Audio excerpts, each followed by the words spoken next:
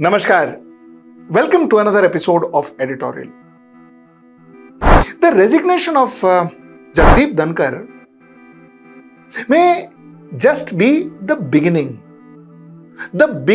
of a lot of things to happen in the near future for Bharatiya Janata Party.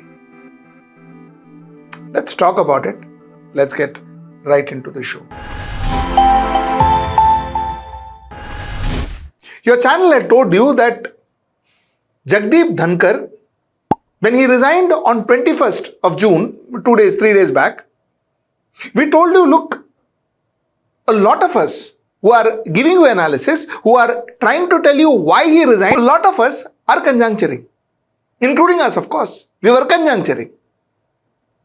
Now, after 3 days, there were some facts which are being put into this entire story that has been built. Various people are connecting various facts to the story as to why did Dhankhar resign. Again, your channel told you the reason why Dhankhar resigned clearly is because he was pushing back. He was tired of being taken for granted. He didn't accept it anymore. Almost all his so-called political life and his power positions, all his life, he was taken for granted. He was an obedient, loyal servant of Bharatiya Janata Party, absolutely obedient, surrendered to the leadership of Bharatiya Janata Party. And normally, like we see in the corporate world, it also happens. In fact, it happens more in the political world, is if you surrender and your career is built on being obedient, then there is a chance that you will be taken for granted within the party. So no matter which chair you occupy, at some point in time, you will pay that price for being in that chair purely because you are obedient. We told you, we think that this is what happened to Dhankhar, and Dhankhar had enough of it. He said, Bas. He started pushing back and saying that, Bhai, I am the vice president. Now, this is not uncommon. This happens in a lot of organizations. This happens in a lot of political parties. People, when they almost reach the end of their career, Dhankhar was 74. According to Bharatiya Janata Party rules that is framed by Mr. Narendra Modi, of course, it was meant for others technically, but all the same, like I told you before, and RSS rules, 75, he may have to resign. So he may have to resign next year, or possibly his tenure gets over next year. So he has 1 stroke 2 years more to go. Post that would have been end of his political career. So, like most of the other professionals, he too realized that, yeah, all this life, governor, vice president, but what? A minister can call me and tell me do this, do that, and I'm being bullied around. This is what your channel told you. This is the core reason why Dhankhar reacted. And the reason we say this again is because we believe that there are a lot of people like Dhankhar in Bharatiya Janata Party.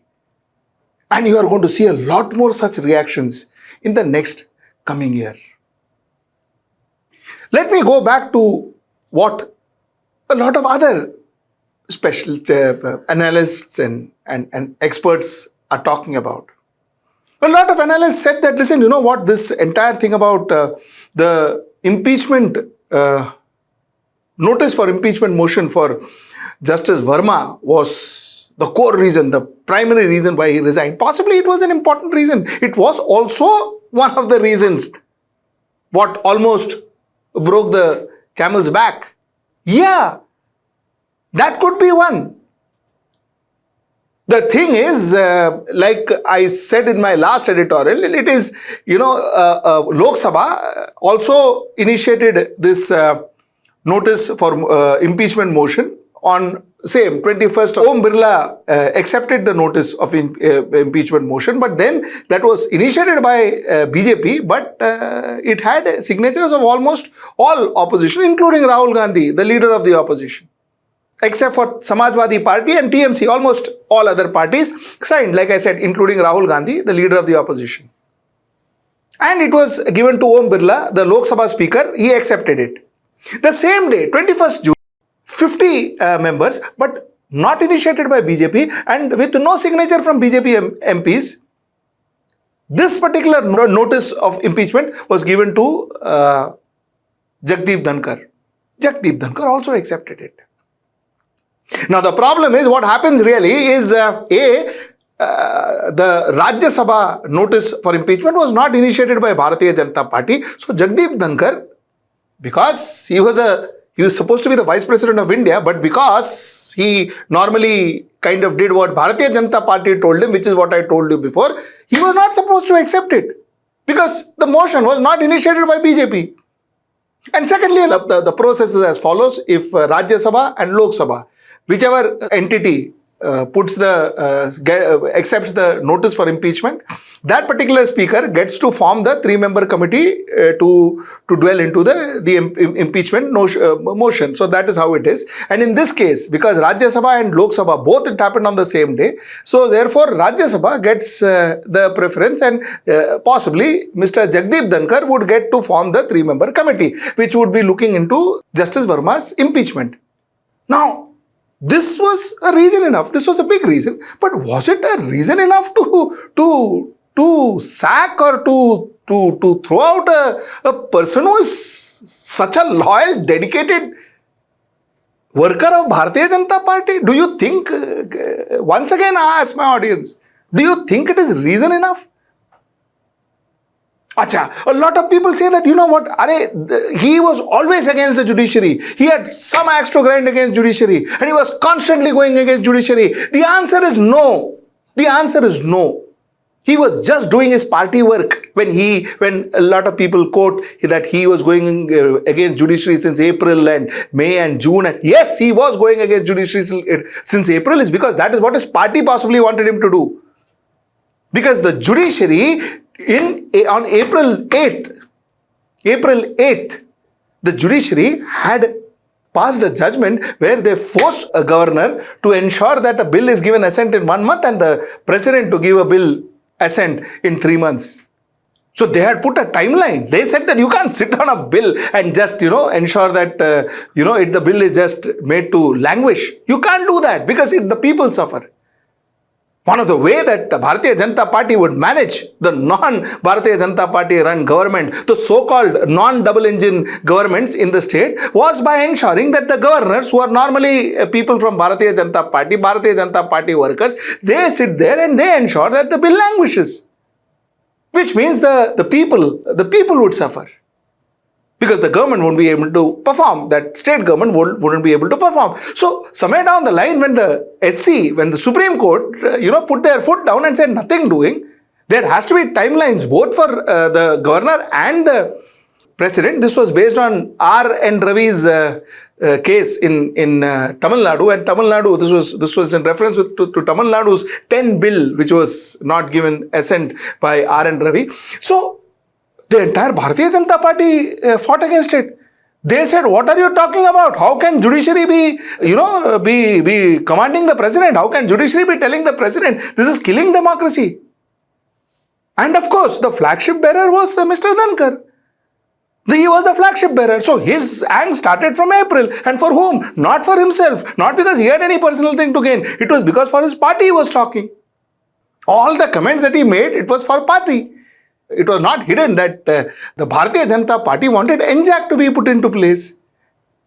So if they have NJAC, then they would have, the legislature would have a say on who would be appointed as a judge, which is the best thing that any government wants, that they have the power to appoint judges. Phir to khatam. And obviously, if Dhankhar was fighting, he was fighting the cause of the government. And that is precisely why he was very verbal, very, very, very vocal about his angst against the judiciary. So he's doing the government's job. What is new? Third, a lot of people say that he was talking about some money that is there in that 15 crores, which was allegedly found in Justice Verma's residence, burned money and all that. That for 15 crores, whose money is it? Arey, what is whose money? How? What logic are we talking about? Do you think, if assuming that 15 crores is out of corruption and that 15 crores, you think it will be one person's money? It could be 10 people's money that went to Justice Verma's house. If that is the case, if it was corrupted, if it was corrupt money, then obviously it could have been one person's money, it could have been 10 person's money. What's the big deal about whose 15 crores is that? Whose money was that? And that's the whole reason why I think this is taking it too far. I think we're taking it too far and we are getting too much into conspiracy theory. The fact remains. Now let me come to my point. The fact remains that Bharatiya Janata Party, especially under the leadership of Mr. Narendra Modi and Mr. Amit Shah, never allowed a leader to grow. Never allowed an independent identity to anybody except for the duo. Every other person was under the umbrella of Mr. Narendra Modi and Mr. Amit Shah. This is a fact. I spoke to you about the Russian doll. One doll, smaller doll out inside that, smaller doll inside that, so on and so forth. And somewhere down the line, Bharatiya Janata Party was a Russian doll, where the ultimate was Modi and Shah. The reason I say this, you look at the cabinet for yourself. Except for two stars, two shining stars, who are the others that you actually see as someone who has an identity, who's got a star image, who's seen as a promising minister? Any other image? Any other person? Point number one. Point number two. Whoever the stars Bharatiya Janata Party had was pre-Modi era, be it Arun Jaitley, who passed away, be it Sushma Swaraj, who passed away, be it Nitin Gadkari, who's cut to size.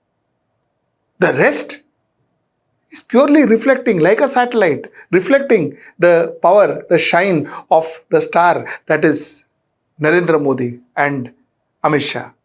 This is exactly how Bharatiya Janata Party is.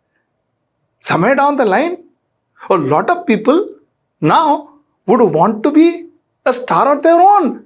Why? Because they see an opportunity in 2029, which they didn't see in 2014, which they didn't see in 2019, which they didn't even see in 2024, but in 2025, they're seeing an opportunity. Now, a lot of people would want to shine on their own because they may want to be a star now. There's an opportunity now. And that opportunity now is visible. So that is why I say that there is a reason why you can expect a lot more Satyapal Malliks, a lot more Jagdeep Dhankhar now in the next 365 days.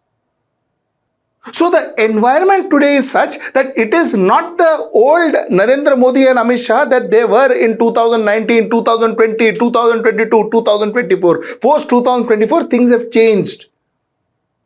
So therefore, people like Dhankhar, who till yesterday would just say, yes sir, today may ask questions. May say, Kyun? Why should I do it? Why is Rijuju calling me and telling me what to do? I am the vice president of this country. This question he will ask. And when he realizes that, end of the day, no value, he may resign. And in the future, you never know, you may have another Satyapal Malik in the making. So this is what my point of view is. Like I said, it's just a person reacting because he was taken for granted for so many years. And looking at this person, there'll be a lot of other people who are going through the same fate that Mr. Dhankhar is going through, may follow suit. And this may happen in the next 365 days. This is what we predict. Till I see you next time, that's tomorrow at 10. Namaskar.